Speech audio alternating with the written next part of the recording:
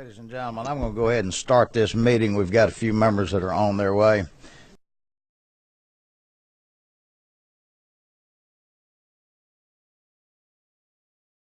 Thank you, Mr. Chairman and the committee, and for this opportunity today.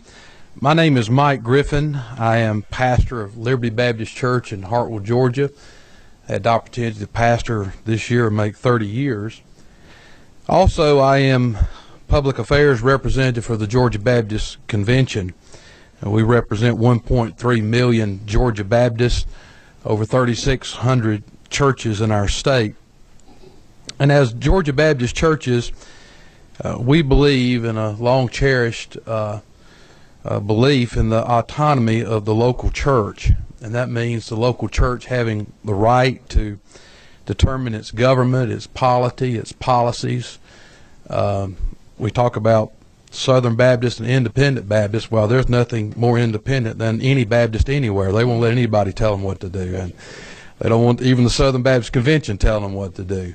So we believe in the autonomy of the local church, and I'm not here to speak on every nuance of this bill. I know there's a lot of things in this bill, but when it comes to the opportunity for a local church to be able to decide for itself something that we believe is a constitutional right already, we believe that the state should give us that opportunity. Therefore, we believe that Georgia churches should have a right to do what they want when it comes to being able to choose whether or not to have weapons on their property. So I'd encourage you, if for that reason alone, to vote in favor of this bill. Thank you for this time.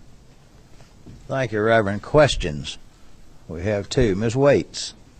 Thank you, sir. I'm just curious, can you offer one example in the state of Georgia where parishioners would need to have access to a weapon to protect themselves in a place of worship? I don't have to have one in the state of Georgia. Okay. We've seen it across the country. In Texas, we had a pastor that used to be at First Baptist in Elberton, in the same association I was in, who was over in Texas, had a situation where I think there was a youth event, and a man came in, pulled out a weapon, and started shooting up everybody.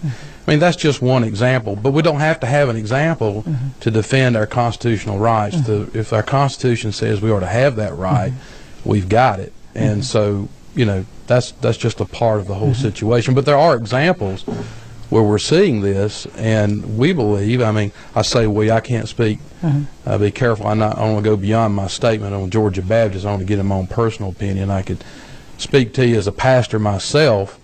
You know, it's not the absence of guns that make us safer. It's guns that are by law-abiding citizens that bring about the protection. And so we don't have anything to fear from our Second Amendment rights. As a man of faith, I take your opinion very highly. And my question is this. When you look at the Colorado movie theater shooting as well as the Virginia Tech, the parents are sitting before you, as well as Newtown, you mentioned that more guns would make us safer. You also stated that it was your belief that you should have these rights to choose. My question to you is this. When you look at this incident that happened in Fort Hood, Texas, as well as the D.C. sniper incident in D.C., these were former military officials that we assume were mentally stable. You believe that more guns make us safer. In those three incidents that I just referenced, is it your belief that had we had more guns, that 32 people would not have lost their lives at Virginia Tech? Do you believe that? If there were other individuals who had the moral ability and the knowledge of what was going on, were mentally capable, they could have removed the threat. And, you know, really, it's a sanctity of human life issue as far as I'm concerned. And the Second Amendment right ends up protecting all life, and so that's a part of it.